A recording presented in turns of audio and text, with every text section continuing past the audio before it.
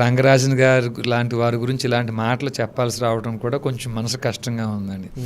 ఆదిత్య పరాశ్రీ లాంటి వ్యక్తులను భుజం మీద మోసుకుని ఆయన ఈ దళితులకు మేము వ్యతిరేకం కాదు, గొళ్ళకు దూరం చేయొద్దు, ఎక్కడైనా అర్చక పురోహితులు ఇలాంటి వివక్ష మీరు చూపిస్తే అది తప్పు అనేటువంటి సంకేతం ఆయన ఇస్తూ ఇలాంటి పని చేసిన వ్యక్తి గురించి మేము ఇలా మాట్లాడటం, మేము చెప్పడం కొంత బాధే. అది అదృష్టమో దురదృష్టమో వాటి యొక్క తద్భవ తత్సమాలు నాకు తెలియకపోయినా కొంతవరకు ఈ విషయం బయట పెట్టడానికి నేను కారకుండా అయ్యాననే బాధ కూడా ఉండిపోయింది లోపల ఉంది. ఓకే, కానీ నిజాలు బయట చెప్తున్నారు కదా, అబద్ధాలు అయితే కాదు కదా. అంటే స్వామి, నిజమైన అబద్ధమైన ఓకే, ఈ కాలం ఒక రోజుని తేట తెల్లంగా అన్నీ బయట పెడుతుందండి.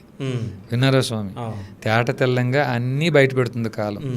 అందులో భాగంగానే మా యొక్క ఏ పనికి మేము నియమించబడ్డామో ఆ పని కూడా ప్రకృతి ద్వారా మేము చేసామని భావిస్తున్నామండి.